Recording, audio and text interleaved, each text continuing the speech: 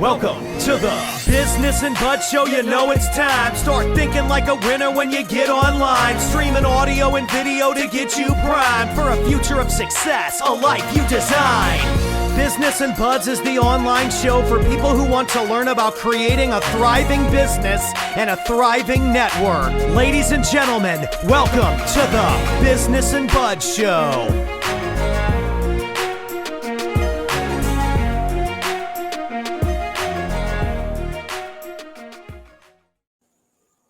Welcome back, everyone. It's producer Pat Hilton and Mr. Michael Bryant here on the Business and Buds Show.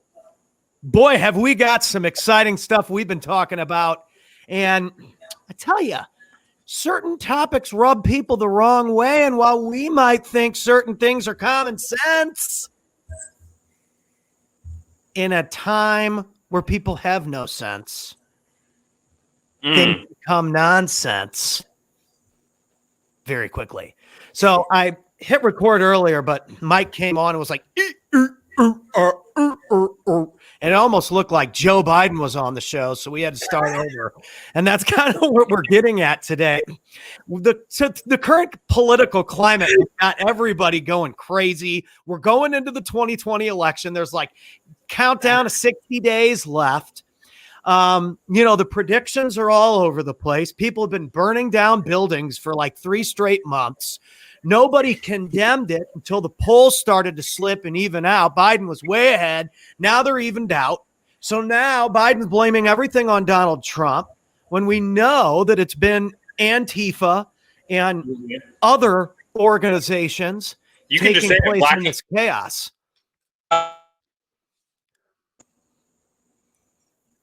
What's that, Michael? You can just say it, though. The other organization is Black Lives Matter. There are multiple organizations out there protesting. I don't care that it offends anyone on this front, because here's something that everyone can agree on, and let's preface this entire show with this. Black lives obviously matter. There's no fucking doubt about that. However, Black Lives Matter, the organization, I personally can't get behind. Number one, because it doesn't align with my particular political views. The way that the money that's donated to them is funded through Act Blue. You can look this up. It's all public knowledge. It's Black Lives Matter is funded with Act Blue, and Act Blue is a Democratic party, like it's a Democratic organization. And I can't align myself in that manner simply for capitalism. I'm a firm believer in capitalism, and right now it does not appear that the Democrats' main vision is aligned with a capitalist society. In fact, they're showcasing and advocating the exact opposite. So, I mean, that's evident in everyday scenarios. You can see it whenever these riots and the burning buildings that you're talking about, they just tear everything down. And there's no real rhyme or reason. It affects the local communities the hardest, which is what they seem to not be able to grasp on a grander scale. And it's unfortunate. That's the truth. Yeah. And so that's why it's such a tough topic, because the names, these guys, they're slick. Mm-hmm. These guys are slick. The names of both organizations, Antifa and BLM, were named in a way that Antifa stands for anti-fascism, which means that Trump is a fascist dictator and they're against that. And so what they do is they go around and beat people up that support him and burn down buildings and do all these things that are fascist in the name of anti-fascism. Mm-hmm. And that's why I was like, I thought this was all common sense. And I've always just kind of laughed at certain stuff. And now it's at a point where it's kind of not funny anymore.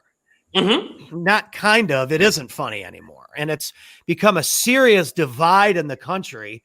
And so in a country that we're looking at all this data, especially with COVID. Let's bring COVID in, where everyone is focused on data. What does the data say? What does the data say? What does the data say? We've been focused on data, coming together and saving lives for months and months and months now. It's 2020. and everybody's all about coming together and saving lives and stopping the spread of this virus, which is great. Cool. I don't want anybody to get sick either. Mm-hmm. Now it's months and months and months and months down the line. And, the Center for Disease Control has now released new numbers that say, while 160,000 people were infected with the COVID-19 coronavirus and died, 10,000 of them, which is 6%, died directly from the effect of COVID-19, which means about 150,000 out of 160,000, whatever the numbers are. We can find the numbers and pull them up on the screen here for clips and stuff. It's all there on the CDC's website. Were two or more comorbidities. Now, let's not get too far ahead of ourselves here. I'm not a doctor, but my sisters are medical professionals. If the other people, the other thousands of people wouldn't have gotten COVID-19, they probably would not have died as quickly. So this did accelerate people's death quickly. Sure. You're 65 and you've got two pre-existing conditions and now you're dead. You might have lived another 20 years. Well, this is going to sound selfish, and I promise you guys that this will all tie back in together. It always does. But this is going to sound a little bit selfish here. At this point with these numbers, why the fuck are we wearing masks at this point right now to prevent 10,000 people from dying? The other 150,000 the other 94% of people that will ultimately die from COVID, if let's say the data extrapolates that far out, let's say that it's 90% of other people, we'll give it a plus or minus 4%. Let's say 90% of the people that die in the future from this have two or more comorbidities. It's fucking insane. Those people didn't take care of their health in the first fucking place, and now you want me to take care of your health? Fuck you. It's insane. I should not we had 14 days initially to slow the spread. We are now 120 fucking days into this? I have no idea anymore. I don't even know. Transformation. The greatest transformation of wealth from mom and pop businesses to Amazon, Walmart, and all of that shit in the history of the world. It is insane. And that's why it's business related. You want us to keep going down.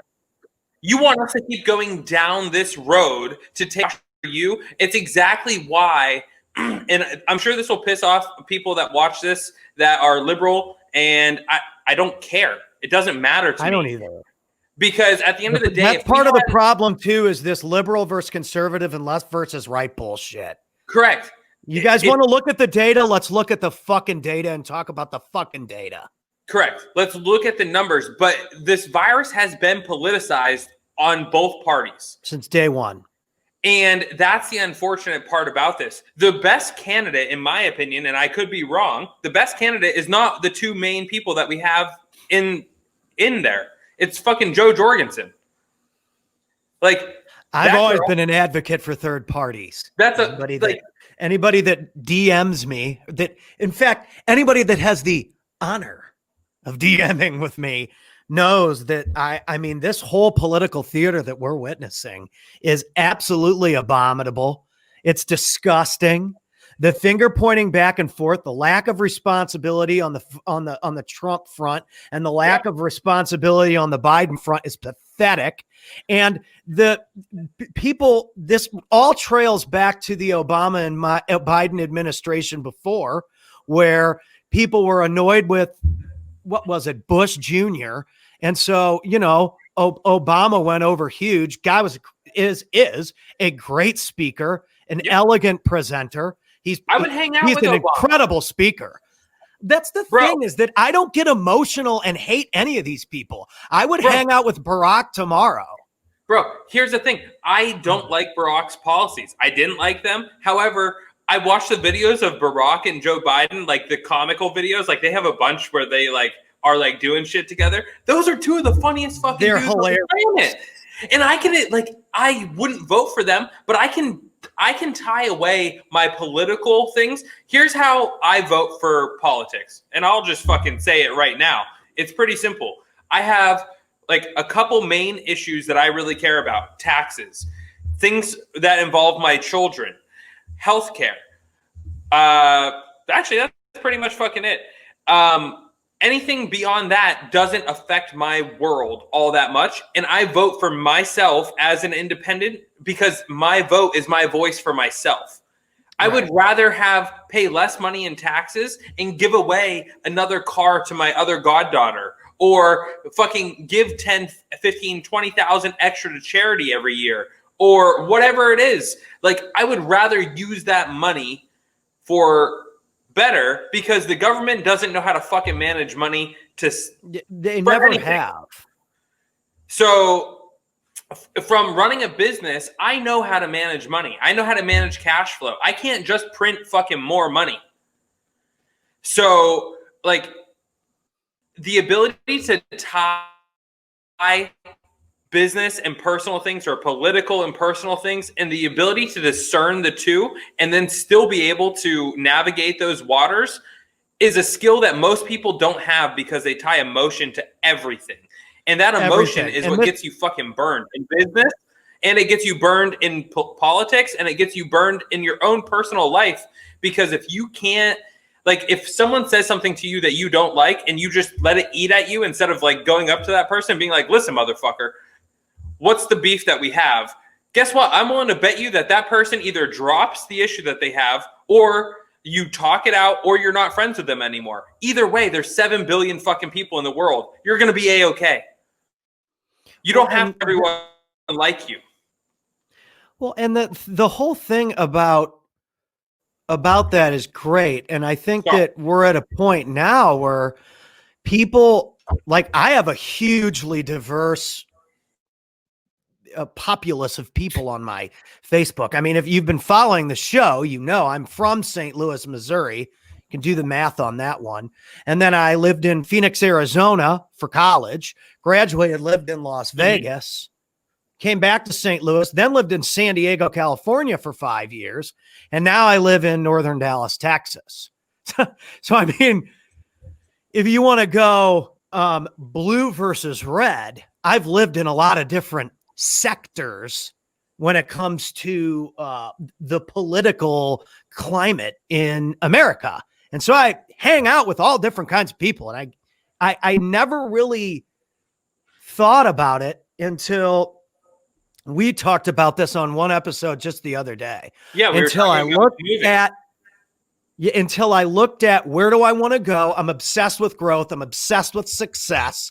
And when I look at the numbers in San Diego, California, or in an LA, or in a Santa Monica, or in a Laguna Beach, buying a home, how much income do I need to make? How much taxes will be taken from that income? And how much do I need to survive doing what I need to do and what I want to do with my life, because it's limited on this planet, and provide for my kids and wife? And when you look at the breakdown on a spreadsheet, California compared to where I live in, Texas area, there almost is no comparison. It is a dead giveaway which one works better. And that's why Joe Rogan is leaving Los Angeles and moving to Texas. Yeah.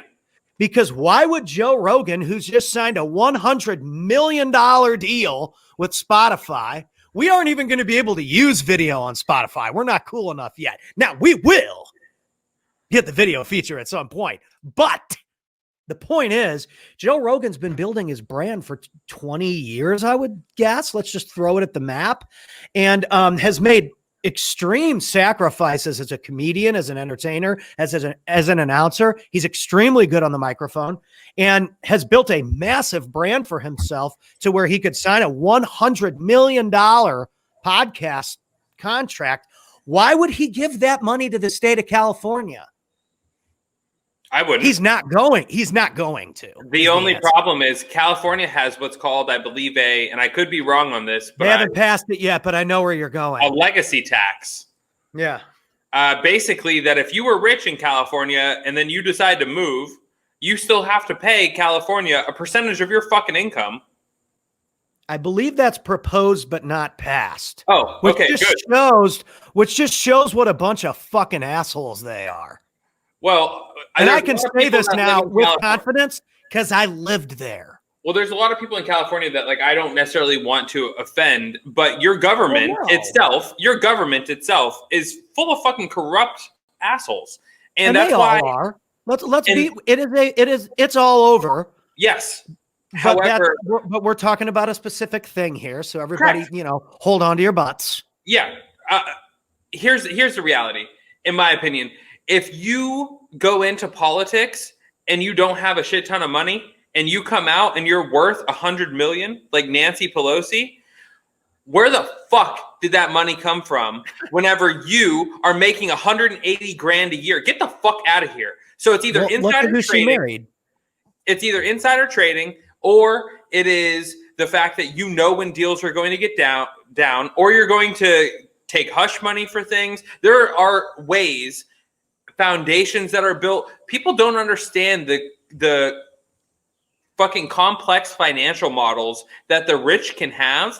This is what we're getting into today. I like it. Yeah. There's a lot of different ways these people move their money around. So like, Pat, your level of financial freedom is different than my level of financial freedom, right? You have it's nowhere near Pelosi's. And it's for sure. But that's the whole thing. Like whenever I hit $10,000 a month, that I had hit financial freedom. I did what I wanted with my time when I wanted to, and that gave me the ability to pay for babysitting. It gave me the ability to pay all my bills. My wife also works, so we were probably bringing in, I don't know, $20,000 a month, something like that. But like that right there, once you have whatever your level of financial comfortability that you need, like figure out in your head, say, okay, a nanny's going to cost me $2,000 a month. Groceries are going to cost me this. Budget out exactly what you need to live your most ideal life whenever you're fucking broke. Because once you hit those numbers, now you can actually say, okay, I'm financially free. I need to do X, Y, and Z to get to the next level. And that's going to bring you, that's how I was able to go from $10,000 a month to fucking $50,000 a month to, over $500,000 a month in revenue. I'm not talking that I'm bringing this in net. That is not a net sort of scenario, but bringing cash flow is king. Even though the dollar is basically worthless, it's worthless across the same on the whole spectrum. So cash flow is king. And then what you need to be able to do from there is you need to be able to figure out how to multiply, whether that's real estate investments, whether it's the stock market, which I'm not a financial advisor. I don't, whatever, but Bitcoin. We'll bring my buddy Kurt Mueller on one day, and he's a crusher on finances. Yeah. Like I'm not a finance guy, but I look at things from an objective point of view where I disconnect emotion from from the whole fucking thing. And I just look at the reality of the situation. For me, Bitcoin makes a whole lot of sense. We talked about this on a previous episode, and I don't tie emotion to it. It fluctuates like crazy, but I don't fucking sell whenever it goes down, and I don't sell whenever it goes crazy high. I'm looking at this from an investment perspective of 10 years or longer. And if you get trapped up in the everyday nitty gritty fucking emotions of everything, whether it's politics, whether it's Antifa, Black Lives Matter, Kyle Rittenhouse. This is the problem. Thank you. This is what's going on is people are allowing the emotions to control their behavior instead of pulling yourself out. In fact, there's a book called The Power of Now. If you have a problem with this, read the book, and it teaches you how to look at what's going on in your mind. And you can almost see a highway of words and thoughts and energies and emotions, and you have to pick and choose what you focus on and what you're allowing yourself to dive into. And what they've done with the media and with all these things is they've sucked you into this hyperloop of anger and hate, and these people are bad and those people are bad. And it's like when you pull yourself out and you look at what's really happening, it's almost like there was an old game a board Well- game called Stratego. And when you watched somebody play, but you knew how their pieces were set up, it was like a little army game. Yeah. You could tell almost who was going to win or how one thing was going to go by who was moving the pieces the right way. And then when you restart, this person might figure out a little strategy and then they get them the second time. You know what I mean? And it's almost like watching a board game. And I will say this that's too. what it is, dude. This whole thing is chess. It's chess. And this the, whole and thing the tough is chess. thing about all of it is that people's working real lives are at stake here. So while, like I said, I'm from an area where we never talked about religion, we never talked about politics, and we never talked about how much money we made. Those three things were off the table. Well, guess what? It's not 1985 anymore. Times change. Correct. People change. I'm damn near 40 years old. And if we don't start talking about this stuff and figuring out how to hear other people out and find the right solutions for shit like this, we are fucked because these politicians don't care on either side. Grant Cardone, if you're not talking about money, if you're not checking your bank accounts every day, if you're not doing the things that you need to be doing, you're like, all right, let me paint a picture for you. If you are focused on making your money multiply and learning new growth strategies for your finances, and that's all that you're focused on, you are going to probably be pretty fucking rich. It may take 30 years, it may take 40 years, but if you dedicate your life to that craft, you will be fucking rich. However, if you neglect everything else in your life, you will be a rich, lonely, broke asshole. I've met a lot of those. You have to be able, so have I. You have to be able to, I would rather have our company income slow down and I make less money a month, but I can still do this podcast. I can still hang out with my boys for 4 hours a day during the day and get to watch them grow, get to teach them new things, get to make them be productive humans in a society and learn all the things that I didn't know as a kid. If I knew the things that I know now at fucking 12 years old, I would be a billionaire by now. Not a joke. Like legitimately a fucking billionaire by now. And that is the power also of knowledge and compound interest. People don't understand compound interest works the exact same way as it does in money, as it does in your personal growth. If you get 1% better each day, at the end of the year, most people think that you're going to be 365% better. That's not true. Because at the end of the year, that 1% is actually on a 300% growth curve. So that 1% is now multiplied to 3% better each day. So it is compounding your success capabilities across the I'm a little stoned right now. I'm trying to come up with the right word. Bored. Thank you. Fucking bored. And the moment that you realize those sort of things, the moment that shit starts to click in your brain and you realize it, again, you do not need to buy a fucking coaching program from us. I don't give a fuck. I don't need your money. He truly doesn't. So, and neither does, like, it doesn't matter. No. But like, go buy from someone that you relate to, someone that aligns with your goals, whether that is Brad or Sean or Grant Cardone or Gary Vee or the multitude of other people that are just as, or if not better qualified than myself. Go find those people. But if you want to learn how to do 8 figures in e-com, I'm your guy. I don't know how to get to 9 figures yet. I'm learning. So I can't advertise 9 figures in e-com.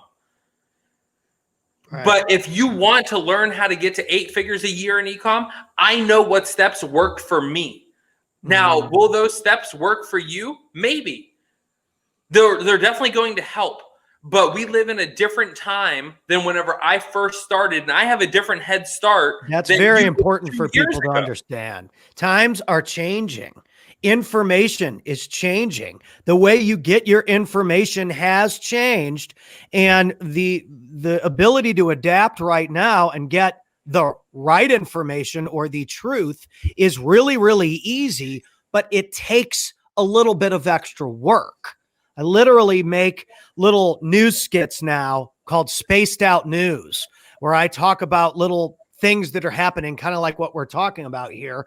And I almost, it started off as just a joke of me cracking jokes about Donald Trump and cracking jokes with Joe Biden, and Trump kicks me out of the interview. And it got to a point where it's like, okay, well, people, I guess, aren't reporting on real news sites certain things because they want to sway things to hit an agenda, which is kind of what we were touching, and we're going to get back to here. Well, I want to make sure, let's call it Whatever Network. We're going to call it the Whatever Network. And the Whatever Network wants to appeal to a certain type of voter.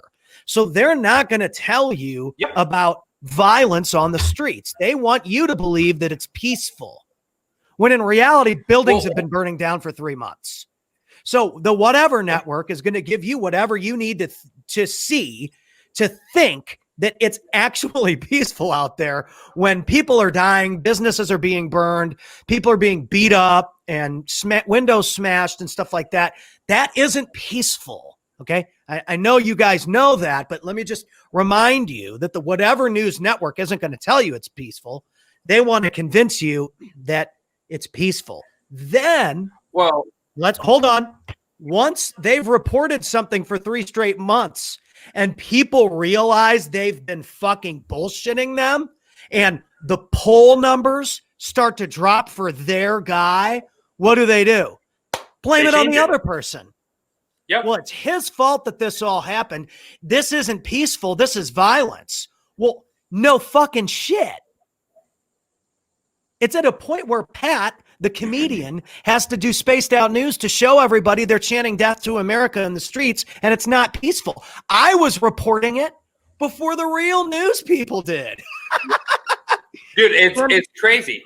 Well, here's the thing. Here's where, and you notice this too. I mean, it's common sense to me, but I seek the truth, not what fits anything else other than that. So it's interesting that you brought this up. It's fascinating.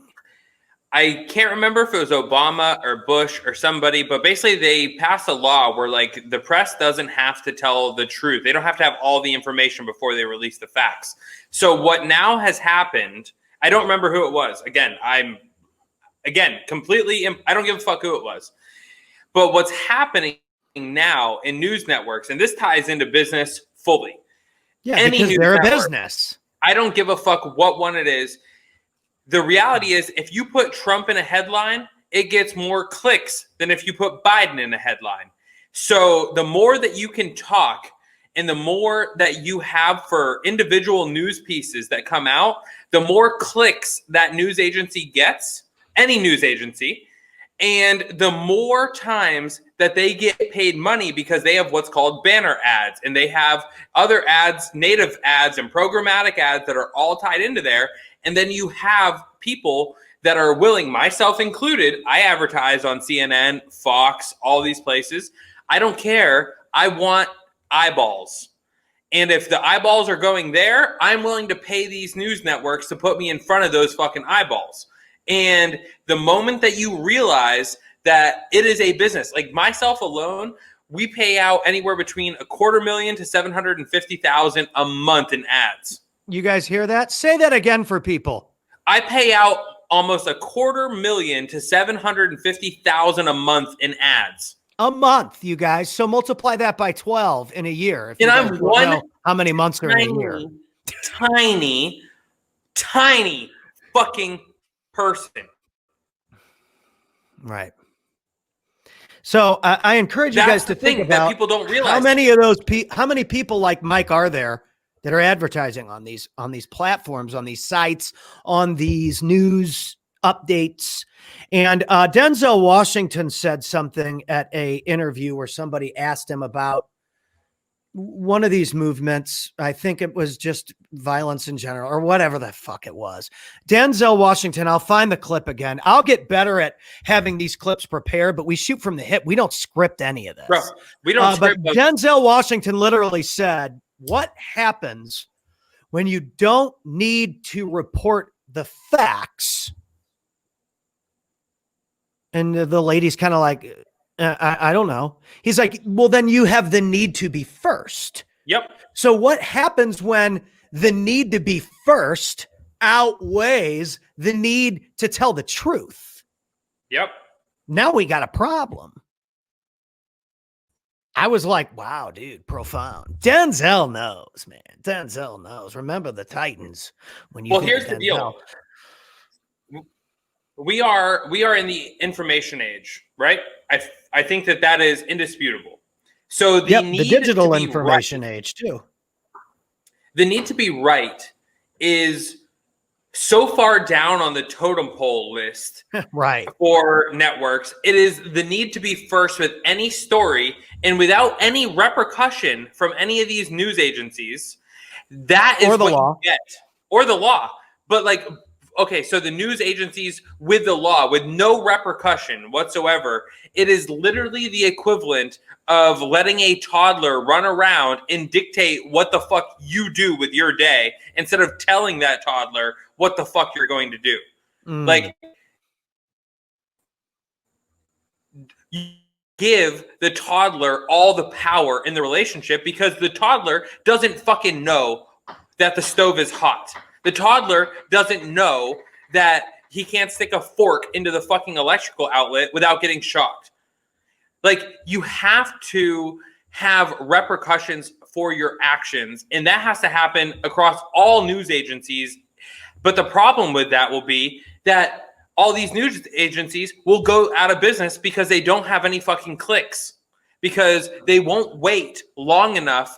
Instead of reporting on any of the, I don't want to get into any of the main issues, but like, instead of reporting on like Kyle Rittenhouse, that's the only name I can think of, and then not having all of the camera angles, not having all of the things at hand, they automatically are like, this guy is in the wrong. Granted, he should have fucking never been there. He's 17 years old. His mom drove him over the border. But at the end of the day, that kid did what he had to do to survive. I'm not saying he was in the right or in the wrong, but he made it out of there alive. And he sure as hell did. Those That's a people fact.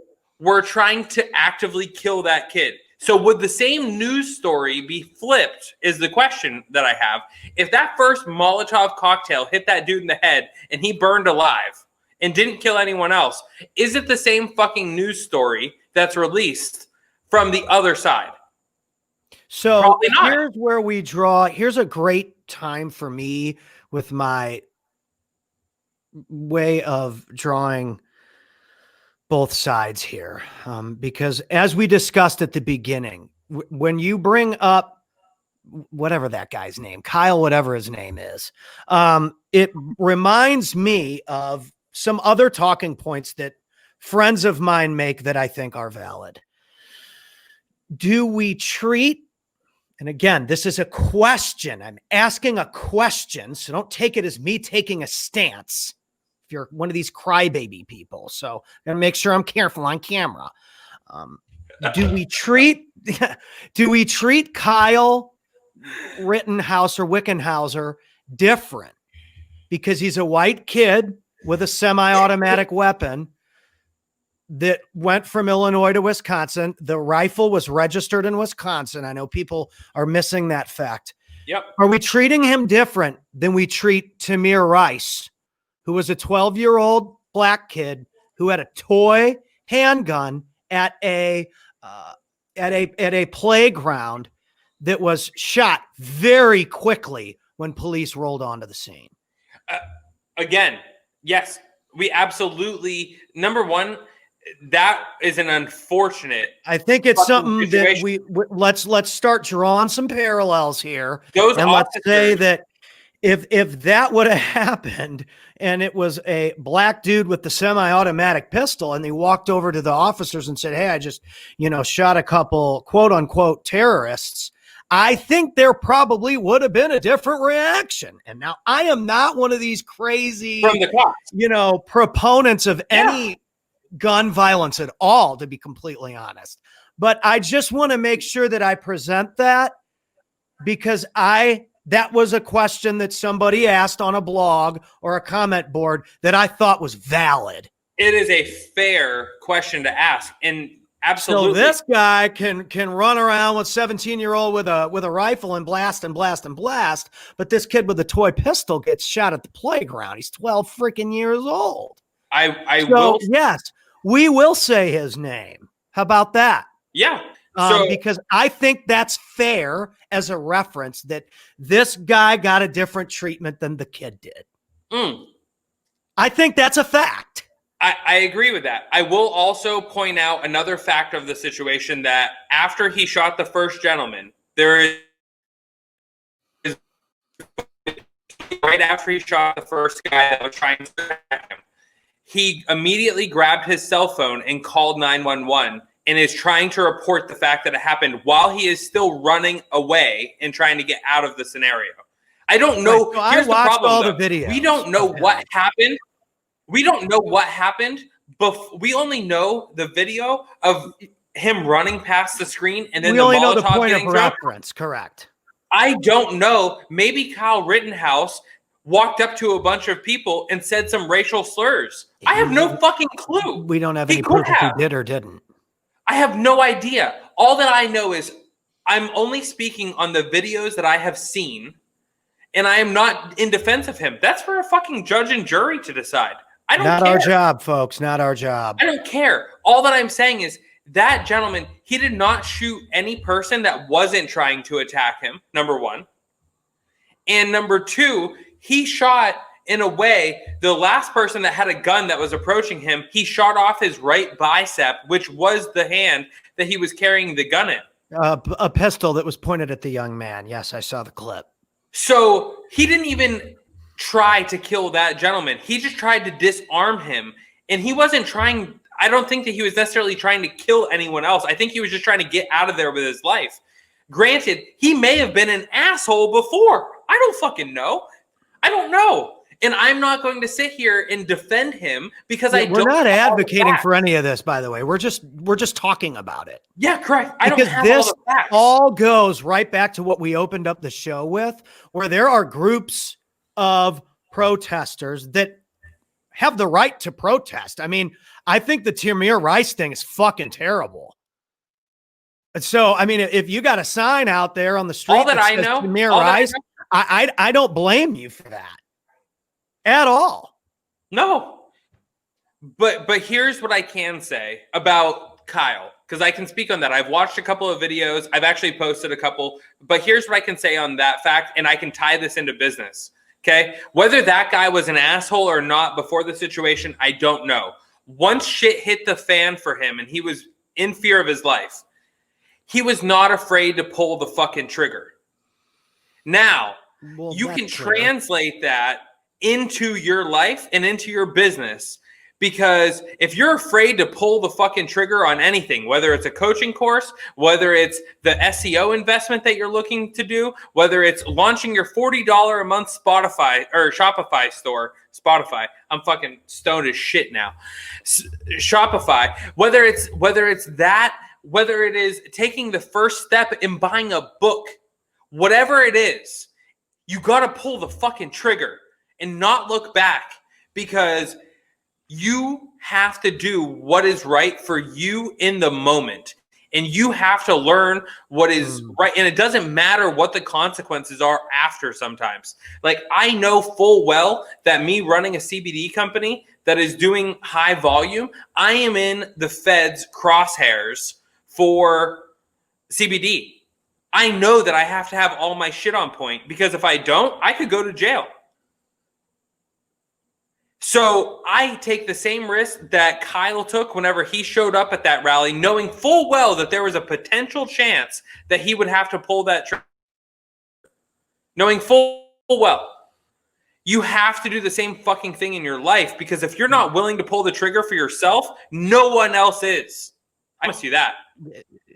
It's true. It's very true. And I think that goes back to what I was saying is, I don't disagree with any of that. And I think that we're approaching this the right way, because what we're seeing is, and this has been reported, is that it is peaceful mostly peaceful. I will agree during the day.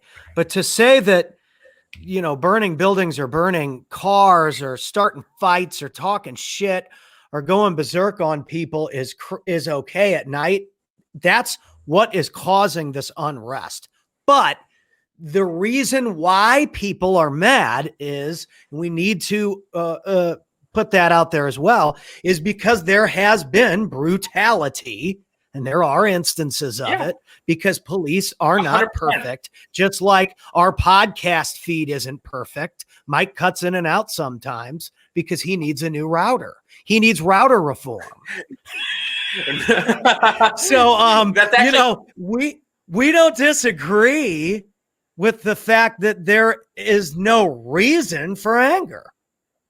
I don't think either one of us would disagree that you don't have a right to be annoyed, frustrated, and just plain hacked off at the fact that these things are happening to people in your community.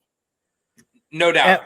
At what point do we say, here's how we can all make it better? Let's all talk about it, because there's no talking anymore. It's just fuck you, fuck you, fuck you. Yeah. You don't see it my way, so unfriend yourself. That's a classic. That is a classic Facebook move. If you don't think the way that I think, then just please unfriend me. If you're one of these idiot liberals or one of these dumb Trumpers, just to remove me. Do you really think that helps provide solutions today? This all goes right back to business. Pat's a musician. He wants to make more money in media. If he focuses only on being a musician and doesn't do podcasts and videos and audio clips and other things, how much money do you think I can make if I'm already struggling in that area? Why not be more diverse? Why not hang out with more people that think different than you? Why not look at some things from a different point of view? Like I said, we all had a nice conversation about this on one feed, and one person said this and one person said that, and one person shared a video with me of the young man that I mentioned. And, I remember seeing the video originally, but that all plays into the frustration that we're dealing with today. People want to be heard. So how can we, as citizens, the politicians aren't going to do this for us, by the way. How can we as citizens sit down in a civil way and come together and figure out what the hell we're going to do? Because we're depending on the same suits to heal us. They're not healing anything. Look at the results we're getting from that situation. Watching Trump and Biden go back and forth is like watching my buddy Brad and Pete when we were in high school talk about their dick size at football practice. Yeah. I feel like I'm in high school. So one thing that I was just thinking about right now is that we can't promise, if you join a group or if you read a book or you do whatever it is that my wife's calling me. Hold on. Sorry, I can't talk right now. But if you buy a book, or you wouldn't blame the author if you didn't get enough information out of that book. You shouldn't anyways, because maybe the information that was in front of you was too complex for you to handle. Maybe I never blamed Barack Obama for the fact that I wasn't making the money I wanted to make in 2015 or 2013. It was my fault. That's a rational person's thought process. Now, an irrational person says, oh, the government doesn't allow me to do X, Y, and Z. Well, guess what? There are people that are doing X, Y, and Z anyways. So you need to be able to figure out a workaround. You have to be smart. Business is cutthroat. There are people, I don't care if you start a Shopify store and you're drop shipping products and you are doing ad research and you're finding all the products that are the best fucking sellers. If you don't know how to set your ad sets properly, if you don't know how to split test, you don't know how to make multiple campaigns, and you're not willing to invest $1,000, $5,000, $10,000 into failed ads to find the right formula, you're not going to get where you want to be. It's because you may have gotten the right information, but you in your brain don't know how to discern it. And that's okay. Sometimes people will speak to you at different points of your life, and it just clicks in your head better. I remember I've heard the same things forever, and it's just now starting to click in my head at fucking 30. Like I know that I hopefully have another 70 years left, maybe more. Who fucking knows? But like, I hope that the next 70 aren't filled with people not being able to listen to rational thought or have a debate that doesn't include name calling or doesn't include demeaning people because you think that they like. I have plenty of liberal friends in my family. I have plenty of Republican friends. I tend to fall right down the middle. If you're gay, get married. If you're trans, be trans. I don't give a fuck. If you're trying to take, I performed at tons of gay marriage. What do you call that? A gay wedding? Yeah, I just call it a wedding. I don't care. It's fucking. Right. It's just a fucking two people getting together and wanting to build off of each other into a life that is what it is. I don't care. Give them the same tax breaks that me and my wife get. That's exactly what you should do. However, right. I don't want you coming into taking more money out of my pockets. I don't want Facebook being able to tell me what I can and cannot fucking post. Well, and then this is where we're getting to a point where now sides are drawn. Correct. If you'll excuse me 1 second, you can talk. I am going to scoot around here. I will be right back. I can still hear you though. So keep talking. All right. So the sides are drawn, which is where things get touchy. And we kind of talked about at the beginning of the episode, these groups that are taken to the streets in America, and people have the right to assemble. People have the right to protest. People have been given the right to express themselves in America the way that they do and are protected under the United States Constitution to do so. Now, the thing that starts to hurt is when people feel that they're unheard, and when they feel that maybe they are unheard to the point where they need to resort to violence, attacking others, and burning buildings and blowing out windows, and then on top of the fact that they created the property damage, stealing things.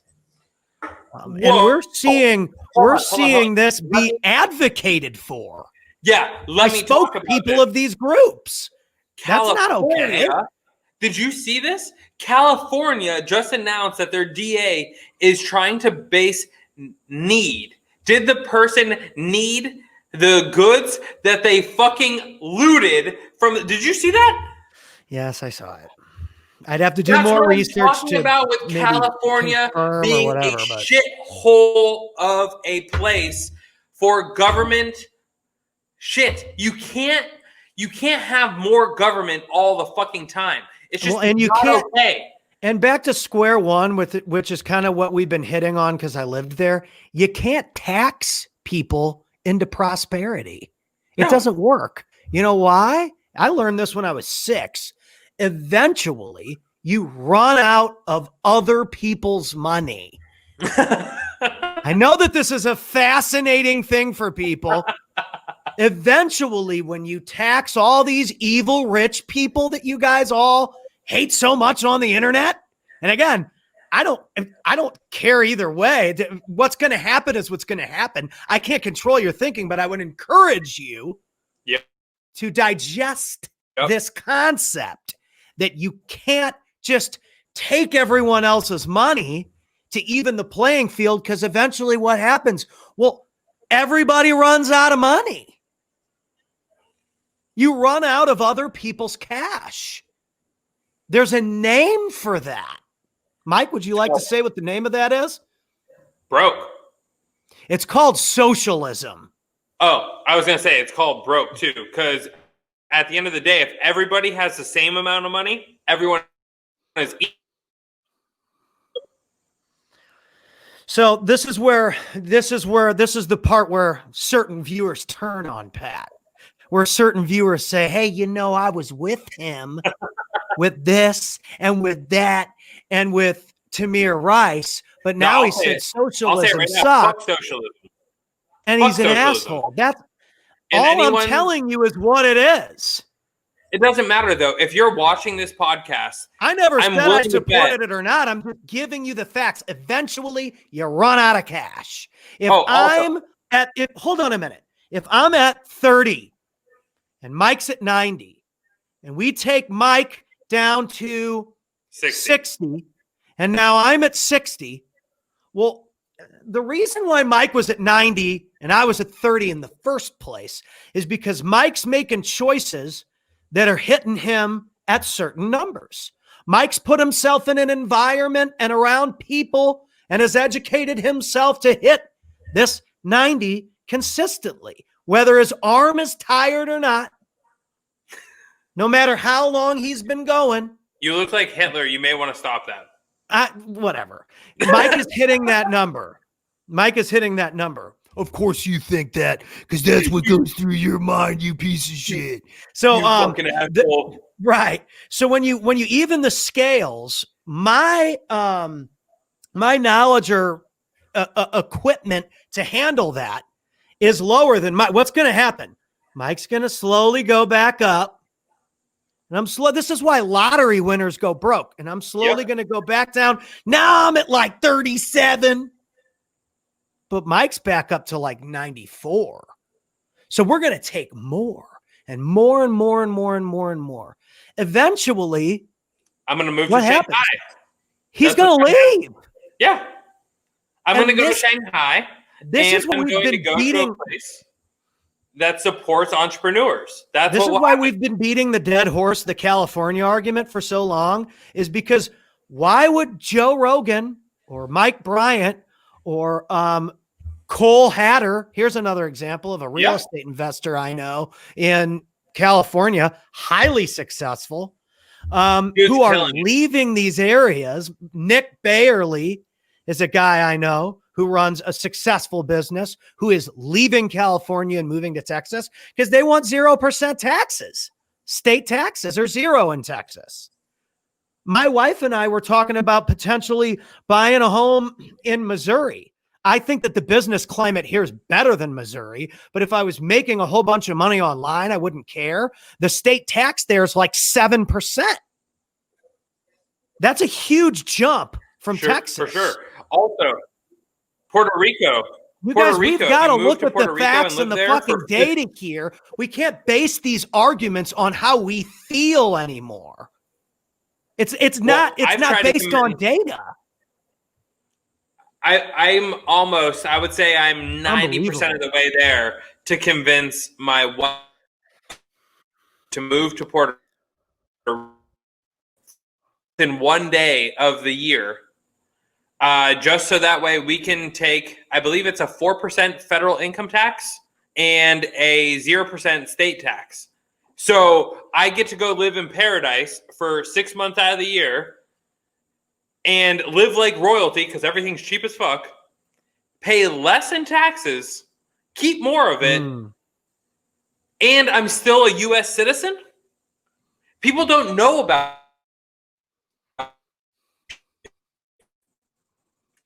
And once you get to a certain point, there's a reason why, like Chase Hero, who runs the Watchers, like he runs a very good program. Yeah, he runs a very good program with the Watchers, and he is a tremendous business person. That dude is really fucking smart. He lives there for the proper amount of days that he has to live there, and then he's back in LA for the other part. And what that does is it cuts so much money back that he has to give California. Right. And he does that because he loves California, but he also loves money. And guess what?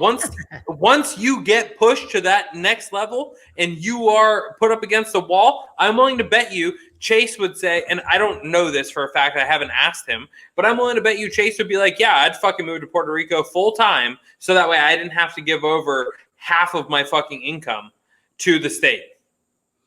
Because, guys, we've got to understand that there is data behind everything that's happening right now. And this goes back to, well, if there's riots going on, let's break this down to square one. There's riots going on, and these people have gear and phones. And A, where do they work? How do they pay their rent? And B, where are they getting all this shit from? How do they have the time to constantly be out on the street burning up communities and causing damage? I personally would say that there is data to support the fact that some of these radical extremists, regardless of what side they're on, are making good movements look bad. Absolutely. They're on both sides. Yes. Very much so. So much so that people that are in the middle, like you and I, well, so are being turned off by it all. Well, here's what I've done. People in the middle, like you and me, are getting turned off by it. Well, I'm sure that, like, we've talked about this, actually. I know that I brought this up to you, like, and I posted on Instagram. Like, I bought, for the first time, like, survival gear. Like, bug out bags. I don't live super close to a city, but, like, I have formula. Like, I'm doing educated guesses in my brain. Okay, these riots are happening. These cities are burning down. I live 30 minutes from a major metro. What happens if these people in general, I don't care what side it is, if they start to spread out? What happens in that scenario? Where do I go? So I'm looking at the data and I'm calculating, what are my exit plans? What are my strategies? How much do I need to have saved in a fund in case I have to take a fucking private jet out of the country and just fucking leave forever and leave my home?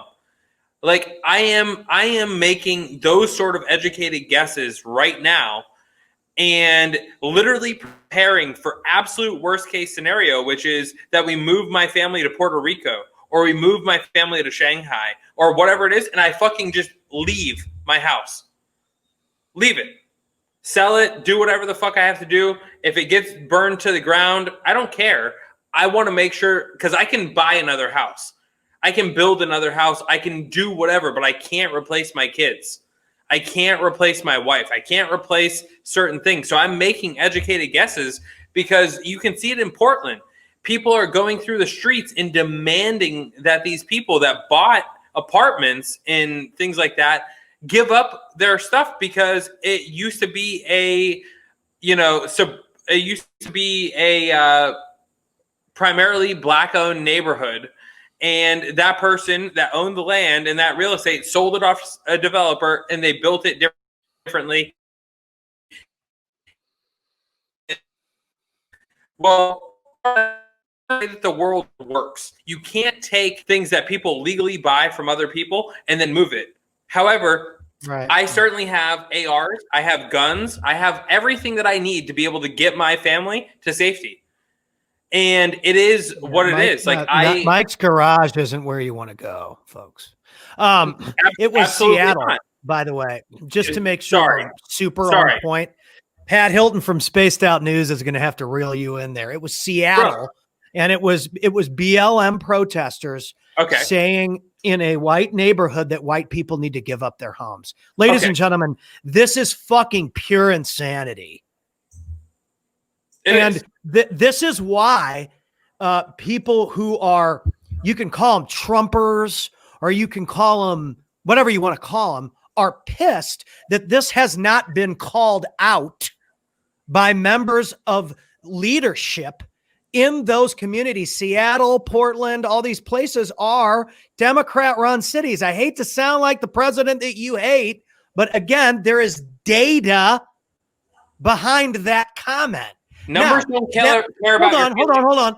that particular data may support his agenda of getting reelected, but it doesn't change the facts. This should have been stopped months ago, dude. It's gone from an argument of we want change in police brutality to chanting death to America in the street and people saying, I want to burn down the fucking White House. I've reported on it. It's gotten so ridiculous. I've made comedy skits about it. It's so bad. At what point do we say, okay, well, wait a minute here. Is this even about peace? Is this even about unity anymore? Is this even about community? Is this even about people of different races coming together to find solutions? Or is this just you fucking hate everybody else? Because I really need to understand this because I don't hate you. Correct. That's Correct. where people like me get confused and lost in the messaging here. You can't just take what somebody else earned.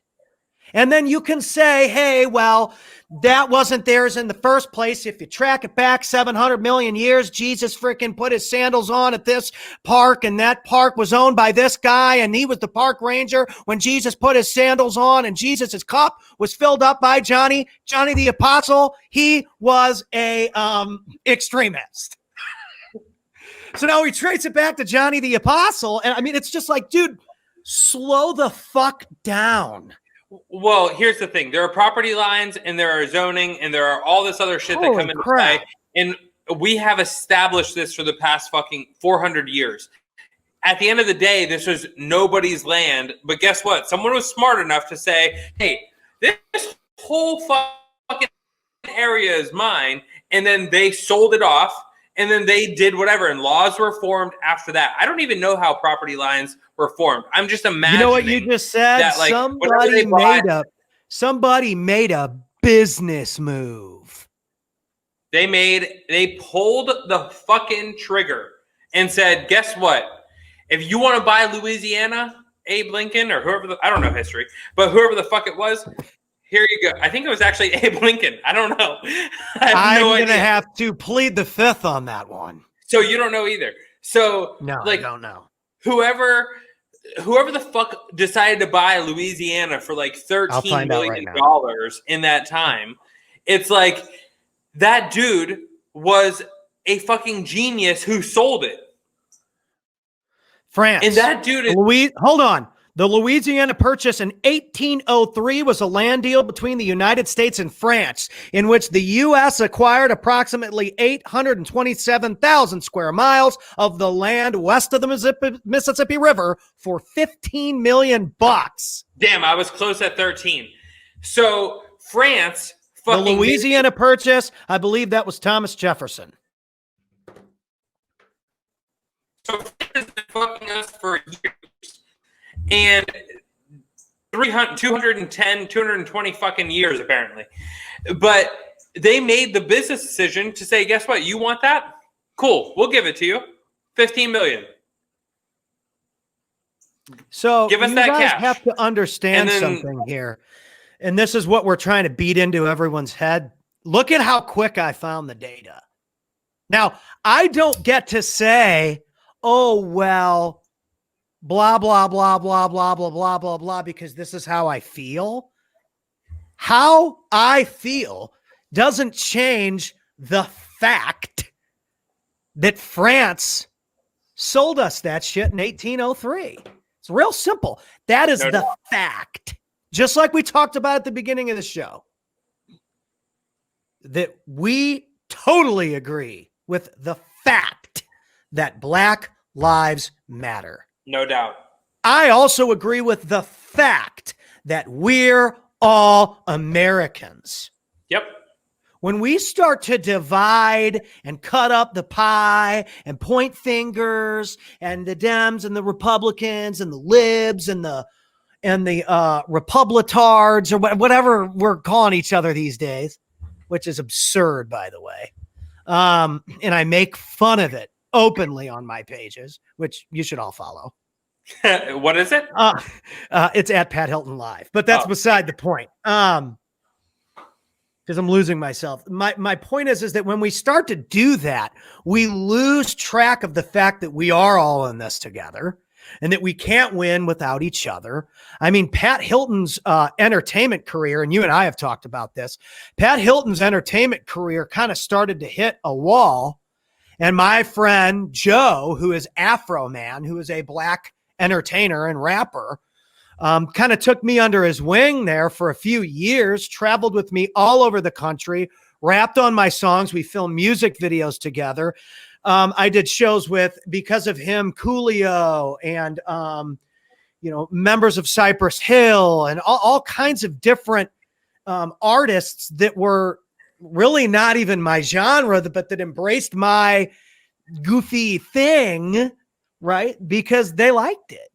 When really the corporate music machine didn't buy into my act. Well, so what am I getting at? I'm getting at is that I wouldn't even be here today without the support of black artists. 100%. Again, that's just a fact. I wouldn't have made it. And Joe, my friend Afro Man, so funny. In fact, I'll pull up the text. Hold on a minute, everyone. Texted me last night. I sell now. He's such a good friend of mine. I sell now ads for him, and people hire him to do ads. He'll probably be on our show eventually, but I want to show you guys it. You know what I'm saying? Don't be ignoring me, man. Don't make me have to come over there to California and bring up all that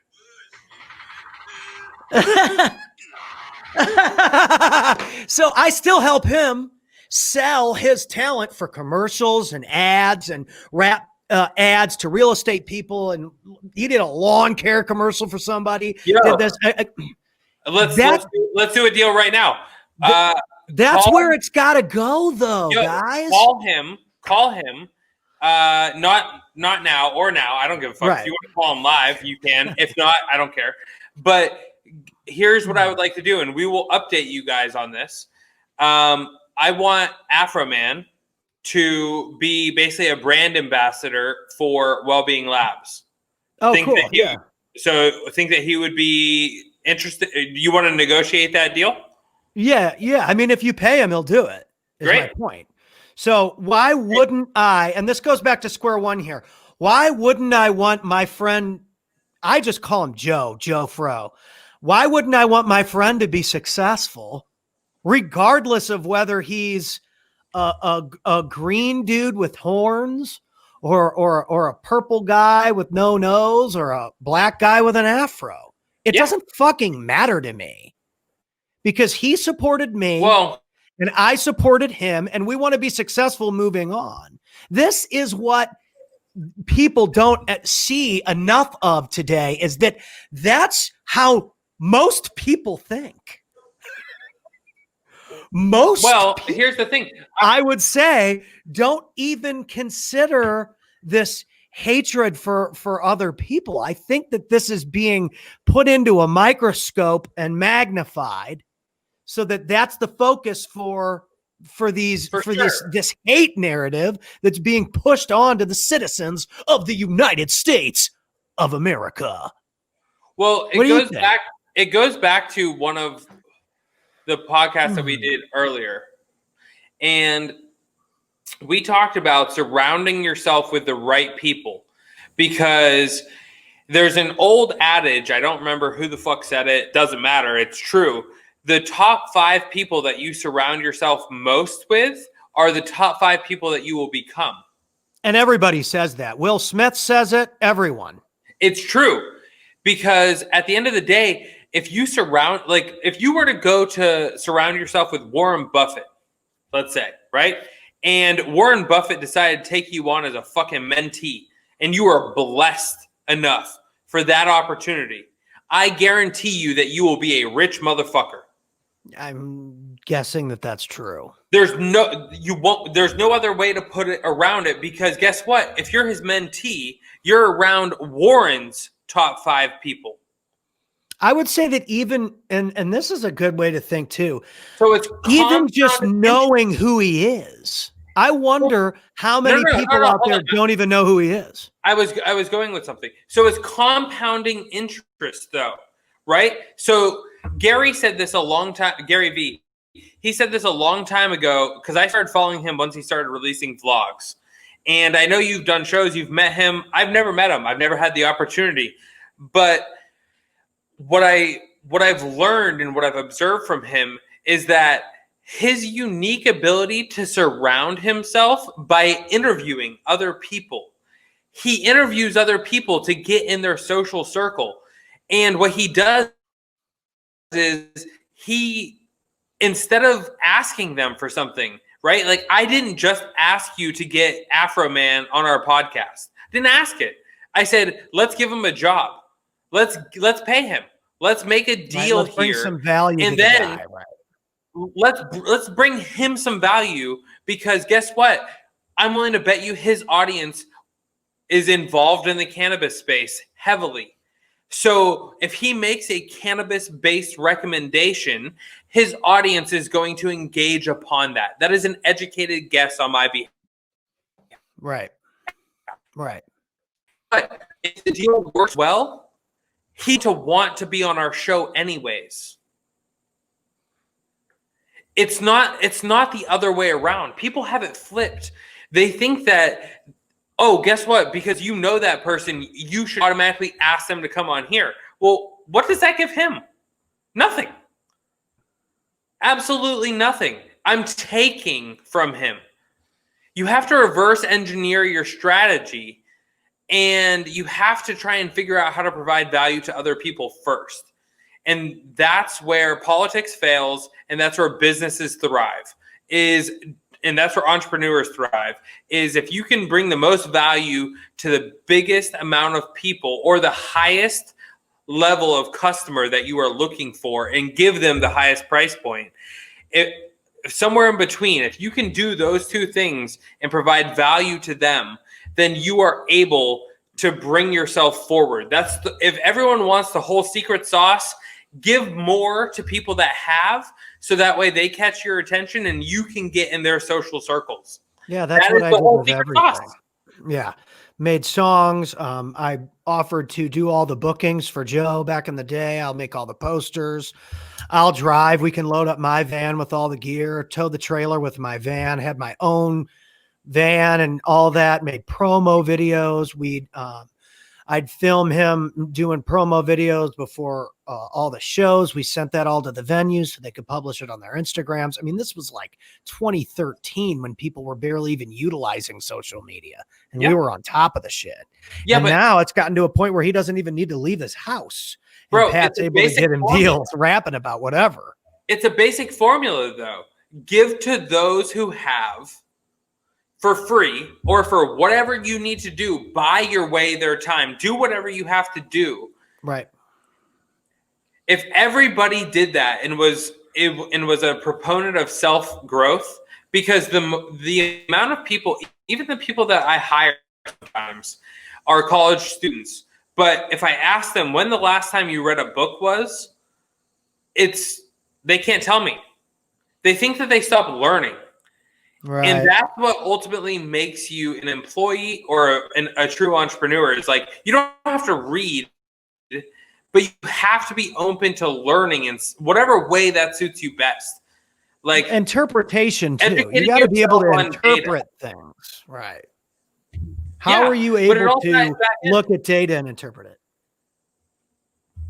And it definitely, all of this stuff is connected. Like we were saying, guys, like, when we brought up, cracking jokes about Joe Biden or Donald Trump or, Pelosi, and how she got rich, but her district looks like it got fucking bombed. Yep. Again, go look at the data if you don't like it. It's just like, there's data behind this shit. There is. So what's the data behind who's burning the buildings down? We want to know. Well, you can educate yourself on that. We want you to know. We have our guesses on data. Yeah. And we will let you determine what you determine. And if you have a question about what our guesses are, leave your guesses in the comments on the Instagram video, because I have a sneaky suspicion that most of you will get the right answer if we're targeting the right audience. And if we're not, most of you are going to be fucking morons because we're talking about common sense and numbers. And if you can't do math, don't listen to this at all because I don't really have anything else to say to you. Like if you can't listen to numbers and math, then it's going to be really tough to make a business presentation to you. It's going to be really tough for you. Goes right back into square one of what we're trying to accomplish, not only for ours, but with others. Correct. You've got to be able to look at what they call key performance indicators, KPIs, KPI, baby. And base your decisions off the data, not off your emotions. This has been hard for me because I'm an artist and I want to pick up the guitar and I just want everybody to love everything I do. And I just want everybody to love each other. And guess what? That's not reality. Bro, I have a question for you and an opportunity for you to pick up your guitar. That's not reality. Sure, go ahead. Okay, I have one. Let's create a Business and Buds intro theme song. Right now? Oh, shit. You want to do one right now? We can make one right now. It doesn't mean that it's going to be the greatest thing I've ever come up with, but this I'd be a sellout if we talked about you got to be prepared to pull a trigger in life. This is the best clip we've ever done. Let's go. We can't be on here like you got to be ready to pull the trigger in life, if we're not going to do it. 100%.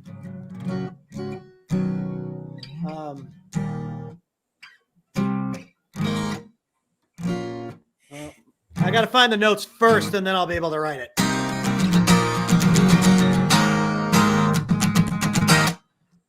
All right, cool. Ready? Yes, sir. All right. Are you stoned or are you frozen? Or both? Again, he needs router reform. Router reform for Mike. All right, here we go. Business and Buds. It's the hottest show on the web. It's the hottest show on the internet. Business and Buds. If you want to learn to roll with the best in the game, then it's time for Business and Buds.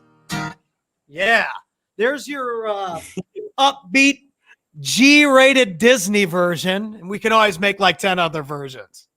Yo, that was fire. Thank you for that. That was great. So when we tell you that you've got to be prepared and you've got to be ready to go and you've got to do all this preparation and shit, we do that shit. We don't just come on here and fucking blab it onto the internet.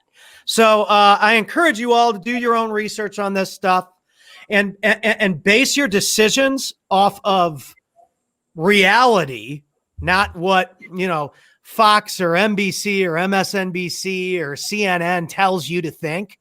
Think something because you found the actual data that is going to support it, not because somebody told you to think it. We were told there's going to be 3 million people that are going to die from COVID-19.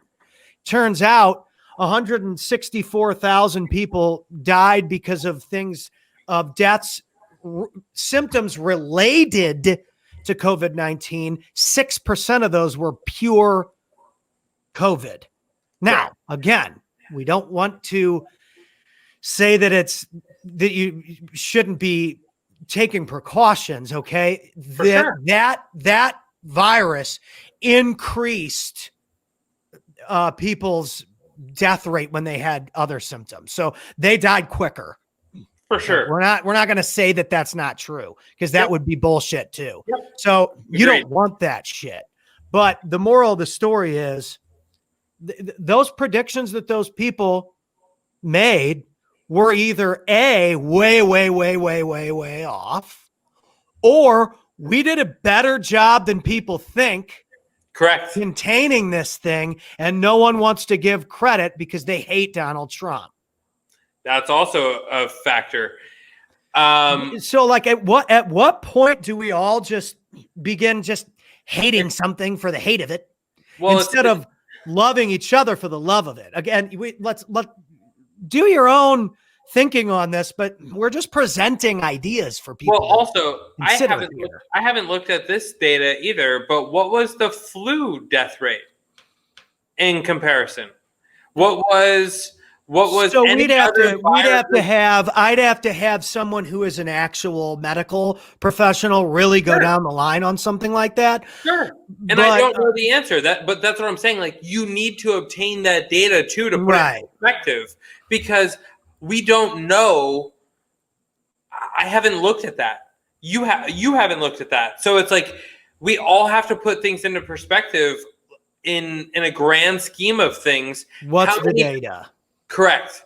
How many people did this truly affect? Did we do a better job than we thought we did or were going to?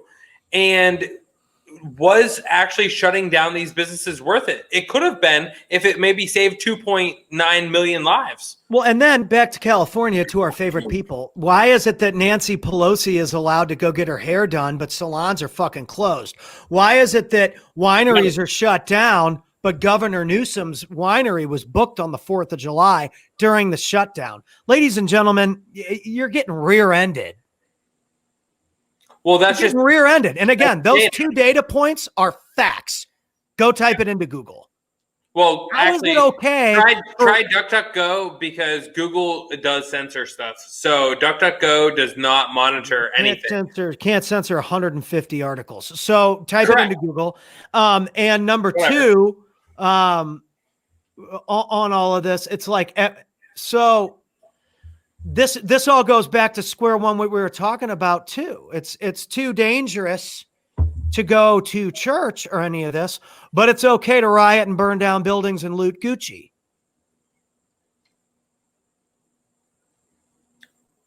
I'd rather just teach you how to make the money to buy Gucci.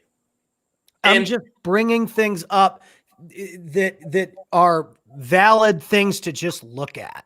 That's a fact. Again, you might not like the facts, but facts don't really care about what your feelings are or mine. The fact of the matter was, I don't make enough money beating on the guitar to support my family. So I had to adapt and do other things too. Do I like that fact? No. I wish I could just sit around and play guitar and have everybody tell me how fucking great I am all day. No, but you Unfortunately, that isn't the case.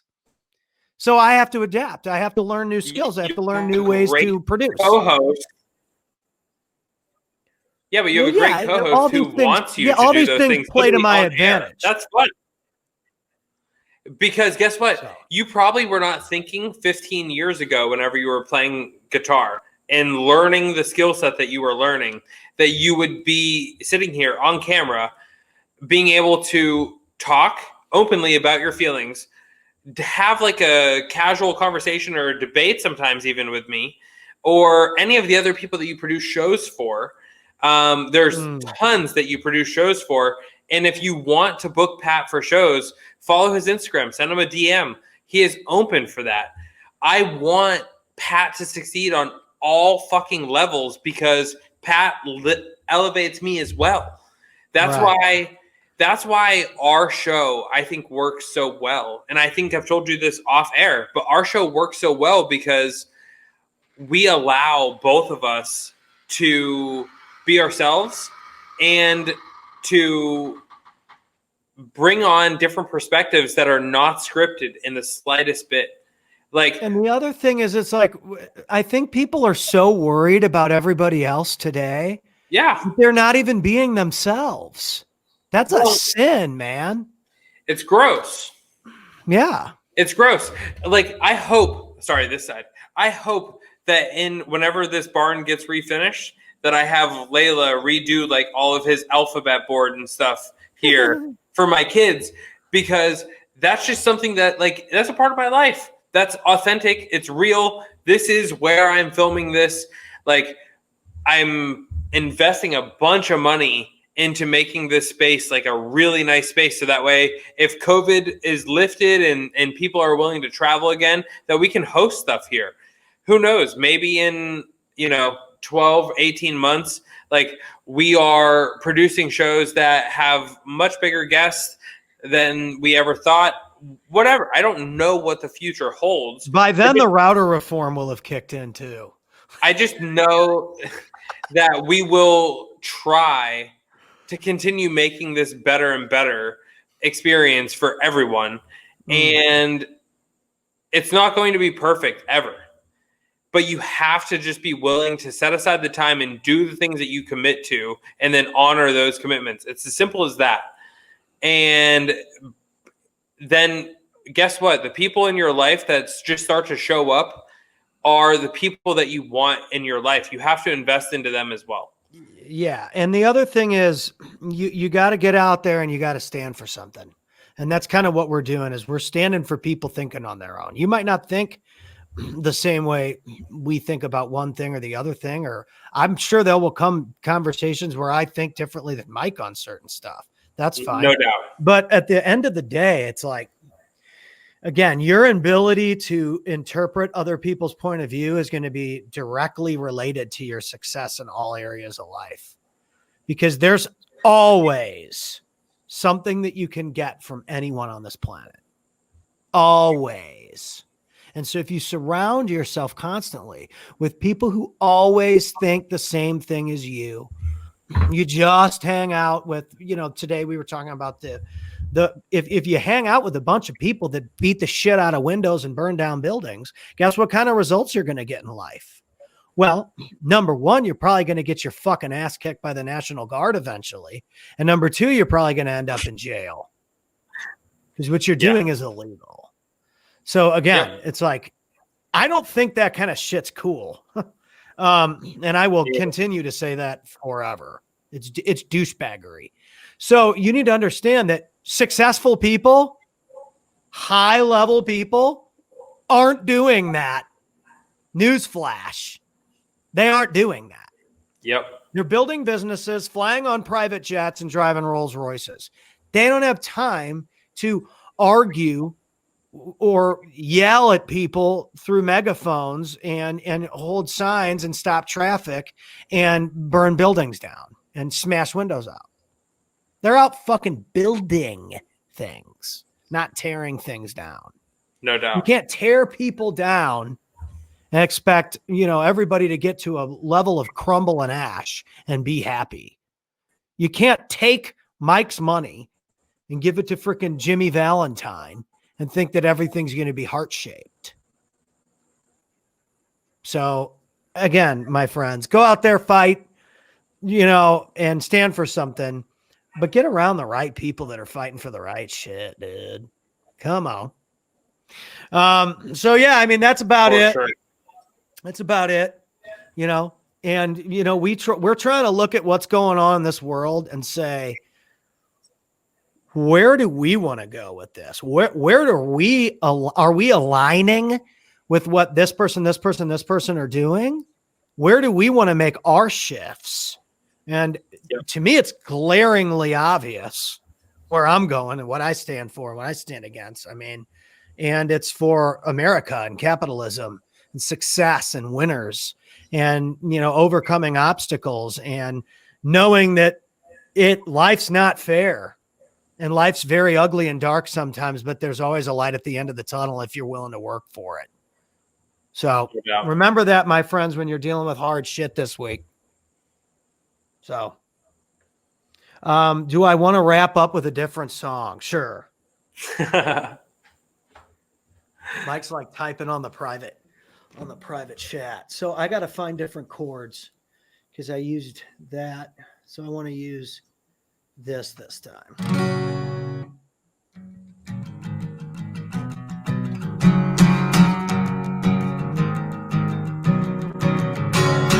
Business and butts. Business and butts. Do you want to go all the way? Do you want to reach your best every single day? Do you want to go all the way? Then log on to the show. Business and butts. Business and buzz. Business and buzz.